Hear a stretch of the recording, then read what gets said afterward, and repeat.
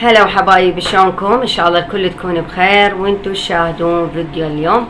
رجعت لكم فيديو جديد. طبعا دا اسوي كليشة العيد.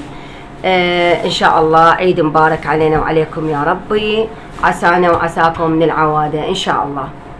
امشوا ويانا حبايب اراويكم مواد كليشة العيد. يلا حبايب امشوا وياي. هاي المكونات. شنو عندنا هنا؟ جوز، فستق حلبي، حلقوم مبروش، جوز الهند يعني تمر بعدني ما نظفته من النوى والورد مالته، بس اسهيه واخليه له هيل وافلسه، يصير العمليه مالته التنظيف كل سهله. هنا عندنا لبن، كل كيلو جلاس لبن اخلي له، بيكنج باودر، قشطة، هذه حوائج مال كليشة، حليب، زبد، نكهة التوفي، فانيلا، ملح، خمرة، دهن الحر.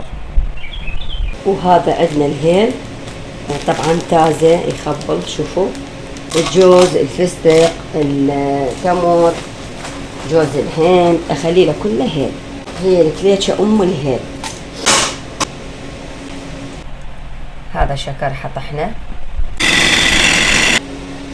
هسه هنا عندنا حبايب اطحن الفستق، راح اخلي له لون اخضر. شوف هذا شكله، سويت خلطة مي وشكر من اخلي وياه يذب لون الخضار مالته، لان هذا طوز مو سائل. هيك لونه صار. اني طحنته قلت حتى شنو الكليشة تنملي ما تصير فارغة. بس الجوز هم طحنه قليل مو هواي، بس اكسره. ما طحنته زايد، كسرته. هذا مي وشكر سويت، ذوبته على النار على مود يقوم الشكر ليهص بالاسنان. تعرفون انتم من واحد يفتحها للكليشة تتبحرث، فاني سويت راح اخبط ويا الفستق ويا الجوز ويا المبروش جوز الهند، اخلي مي وشكر اثقلها للحشو. ايش راح اسوي؟ اخلي هذا الفستق ويا شوية مي وشكر، هم يعطينا اللون خضار الفستق يبين. شوفوا لونه شلون قام يتغير، نفس مال المحلات اهل الحلويات شلون يسووا لونه هيك اخضر، لين يخلوا له لون زين عيني يصير هذا شكله. شوفوا هذا من طحنته لونه، وهذا من خليت له اللون. الله عليكم مو شكله يشهي ويخبل. هذا الشكر من طحنته اخلي وياه شويه شويه. هسه هذا الفستق الحلبي كملته، خليت له شكر مطحون ومي وشكر اني مذوبته، والفستق ولون. شوفوا هذا الجوز همينه كملته. نجي هذا المكون الاخير اللي هو جوز الهند، احنا صحنا بالعراق المبروش. هخليه ويا الشكر المطحون. هذا حليب حفرغه فوق الشكر، هخلي له اريد مي وشكر الابسه.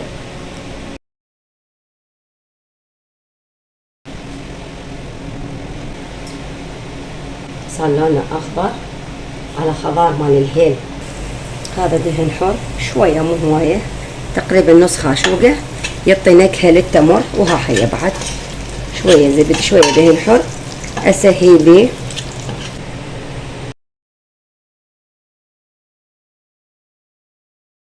طبعا زيدت كمية الطحين، خليت بعد نص كيلو، تبيت باكيت زبد واحد ثاني. يعني هسه كيلوين طحين اني مسوية، باكيتين ونص زبد، وعلبة عندي نص كيلو دهن حر ما خليتها كلها، بقيت من عندها. شوفوا هي محطوطة بالكيس من بينه، اخذت منها تقريبا بالربع كيلو. أنا سويت كيلوين طحين، خليت باكيتين ونص زبد، وخليت ربع كيلو تقريبا دهن الحر على الكيلوين. أنا متصير طيبة وتخبل هشة مو يابسة. هذا القالب ديذوب، أنا طفيته طبعا للطباخ ديذوب، لأنه إذا حار وعجن الكليشة شو تصير سودة. فأنا ايش سويت؟ طفيته وخليته يبرد وبعدين نجي نعجن الكليشة. هاي كمية الطحين مالتي كيلوين، ما سويت هواية. شوفوا حبايبي هاي كليشة العيد. خلينا هيل أخلي، شوفوا كلها فلسته صارت فالسهلة تخبل شوية دارسين شوية مو هواية. أبدي أعجن. بسم الله الرحمن الرحيم. هسه حنبدي نعجن حبايب، يلا.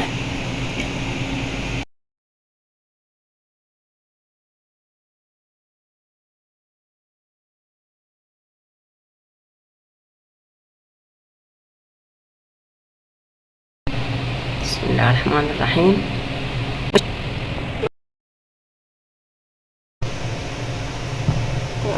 شوفوا حبايبي شلون لابسناها للطحين. خليت الزبد ودهن الحور كله يتلابس ويا الطحين. هسه لحبدي ايش اسوي؟ ها عيني. هسه لحبدي اذب المكونات الباقيه. شنو هي المكونات الباقيه لرقاوي؟ لبن، هذا عندنا لبن سفن. طبعا انا متعلمه بعد ما اعرف غيري يذبلها ما يذبلها والله ما ادري. هذا اللبن ما يخليها تصير حموضه بالمعده، اللي هذا عرفه انا تعلمته من امي. هذا الجلاس الثاني حبايب همينه.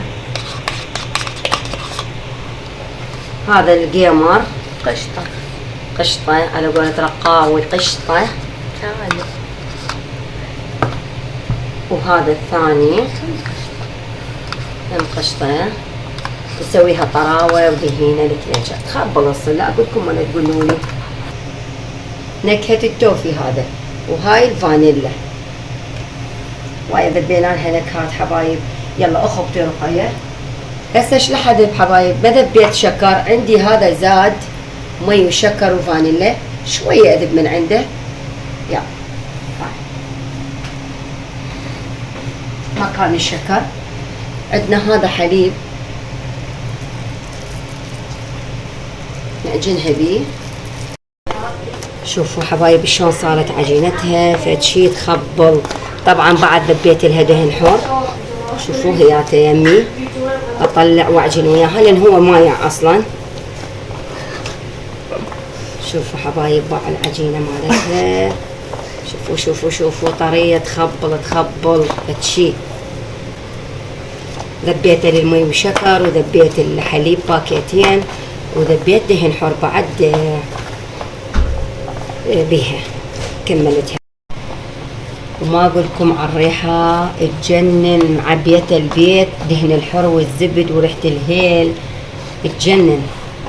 ان شاء الله عيد مبارك علينا وعليكم يا رب. وهاي القوالب حبايبي دهناها، وهذا المقاس خاص مال الكليشة. وهاي المواد، هذا البيض طرقناه وحضرناه، وهذا الحلقوم عجنته وبرمته. جيبي لي العجينة رقية. وشوفوا عجينتنا حبايب قلبي. وهاي الصواني حضرتها. يلا سمي بسم الله. لا تفتحي كل تشيز هيك بس شوية من عنده. طلعي من عنده ونسد التشيز. سويها خفيفة بطنها. هسه سويها خفيفة عافية. وخلي التمرة طبعا اليوم انا دا اعلمها الرقية على الكليشة. شوفوا شلون هذا تسويها خفيفة كلش عافية. عشت ايدك حطيها هيك. طبعا قديمة بالكليشة صدق.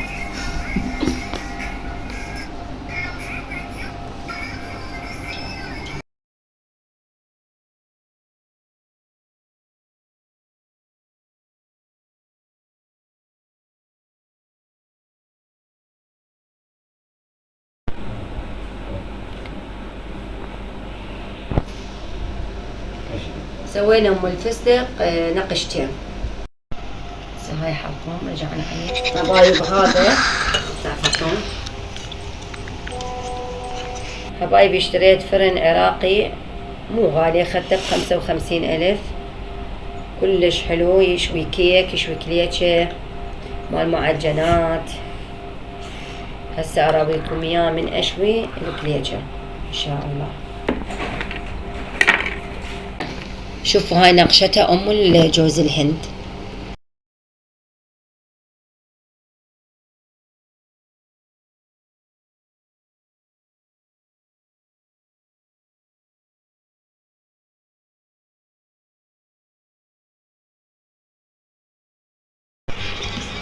كليتشة رحميناها هذا الفرن.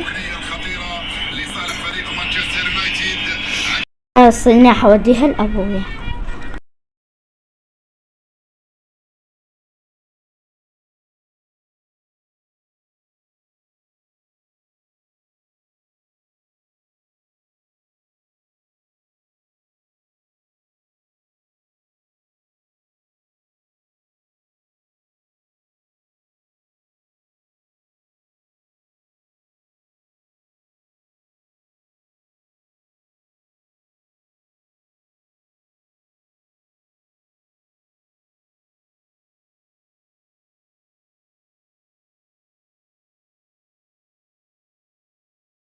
وهذا شكلها النهائي، واتمنى تجربون هذه الطريقة.